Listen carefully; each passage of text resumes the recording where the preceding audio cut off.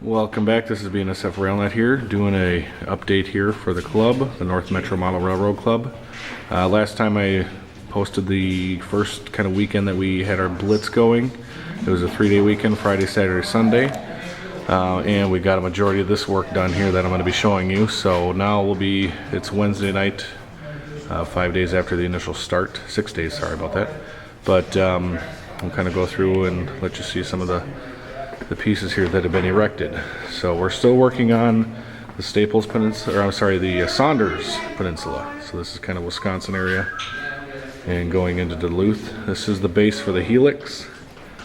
It's an 8.5-foot box, which will be housing the helix. This is the Brainerd area. Brainerd will have a flat yard kind of running around the inside here. So this is not totally complete here, but majority of the bench work is done. And then we'll be backtracking here, so we'll follow Brainerd this way.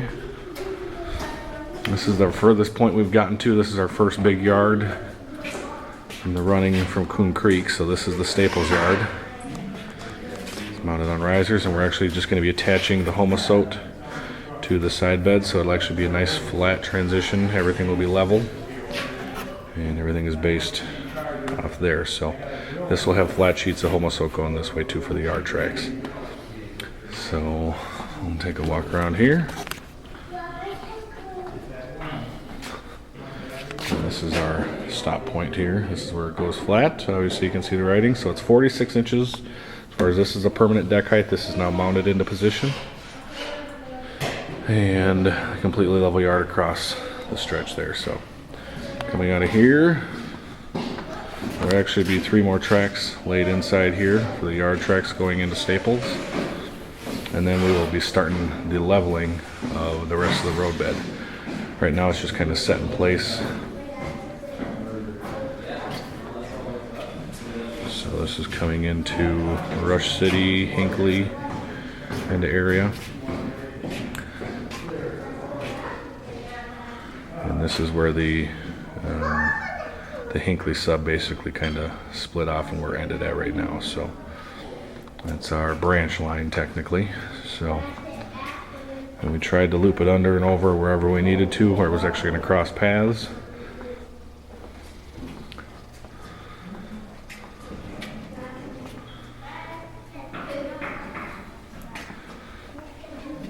And this is the St. Cloud area. This is going to be the Becker power plant loop. Kind of starts in and going in there, so it just needs to be reattached. But you get the gist of it here. That's Cambridge coming down, Anoka and Coon Rapids kind of inside here, and then back to the beginning where we started on the first video. So with that, that's kind of the quick tour of progress that the club has been doing. And I'll kind of actually just show you a little piece of bench work here to get a better clue of what our bench work entails here. So first off, we started by building up a 3x8 foot box. So we got the 3-foot cut, it's 3 feet wide by 8 feet long. And everything like it was shown before, got the air gun nail screw in the top, it's glued in, so it's nice and solid. So those are the 40 boxes that we built. Now this framework sits on top of the benchwork legs, which is an 8 foot piece kind of glued together and nailed and screwed. The legs are basically the same kind of structure. It's a little L girder, and then we have a gusset plate right inside there for the lateral support. So, and that goes across. These will sit, I want to say they're 48 inches wide, so it only leaves about a foot or so of overhang. And then once we start building these things all together, it's a nice 4-foot gap in between all the legs.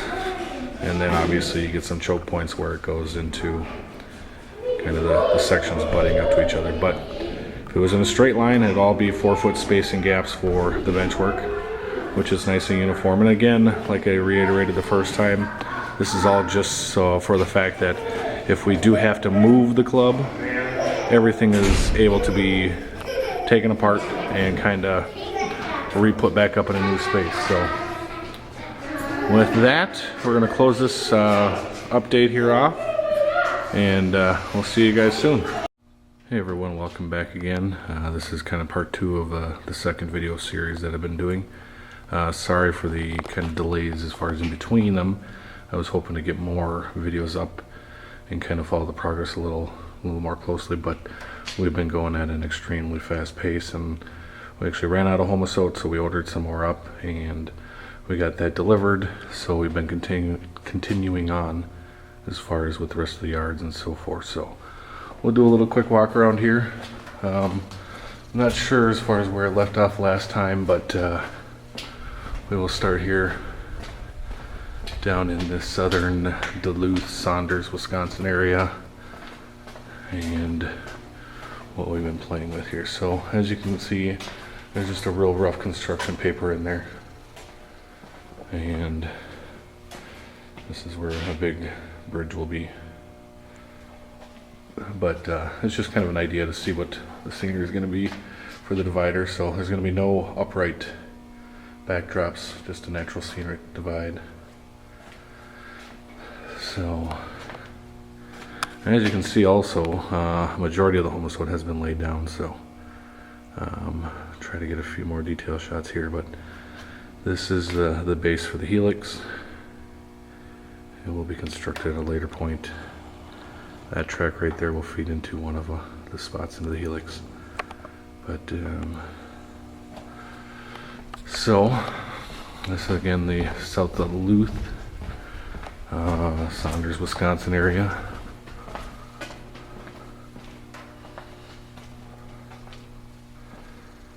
And that track will be into Duluth as well. It will extend into the Duluth yard. So, and then these two tracks will go into the helix. And this track right here will be basically a reversing loop to get into Brainerd, which this is going to be a Brainerd paper mill. Nice big industry. And this will be actually a street running scene. So I'll have the track go through some mainline street, houses on the sides. And then coming into the Brainerd yard, it'll be a 2-track main line plus 3 yard tracks. 2 of the yard tracks will be run through, and 1 will be a dead end. For the most part, we've been actually able to get number 10 mainline switches. We were shooting for 8s, but just as far as the sizing goes, it worked out better for 10s in a lot of the spaces, so no complaints there. This is coming into Staples, and then it's going to be a Staples roundhouse, and the yard will continue down. This kind of stick out piece is where the depot was. There's also going to be staging underneath, and that's connecting there. This was added in after the point. We just decided to fill the void with the dead space rather than just having a track there. So, and this is Staples. Now the yard will just kind of scenic over, but this will open up into the main yard, and then these are the arrival tracks. You have obviously your 2 main lines. The Hinckley sub is finishing up underneath to the staging. So this will come over here. Like I said, we're going to end up doing number 10s.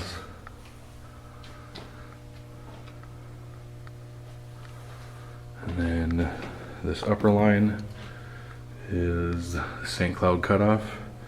And then this down here is the Hinckley sub going into Rush City.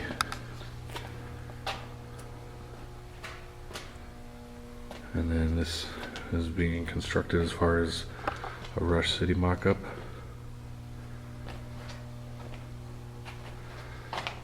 There's a rough idea of what the boxes of the buildings will be. And then back here is going to be St. Cloud, kind of Sartell.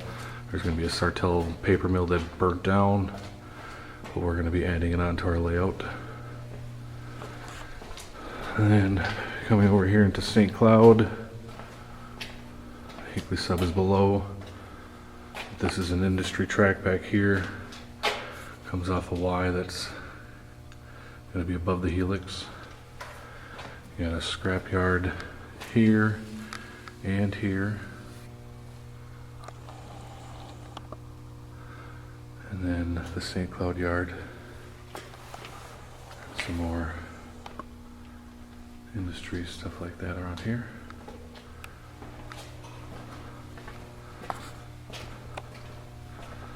And then this is coming off into the Becker power plant loop. And then back there is the big lake. It's a lumber, and there's a couple other industries. And then so coming around the power plant.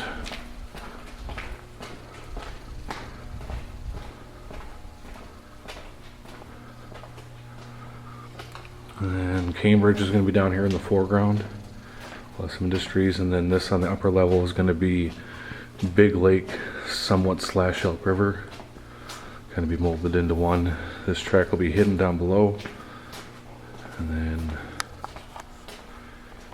coming into finishing off at Big Lake, and then we're having some, this is going to be the Hinkley sub in the foreground.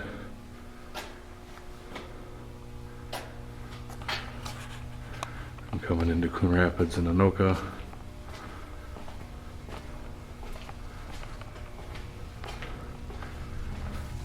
And then we're back into Coon Creek, where the single track will, the subdivision will meet the main line, and then with the temporary junction back to the start. This piece here will be removable, so once we actually start the helix, we can take that piece out, plus these tracks will actually go into Northtown and Duluth, which will be there. So thanks for watching this episode. I'll try to keep a little more consistent on the updates, and until then, thanks for watching. We'll see you soon.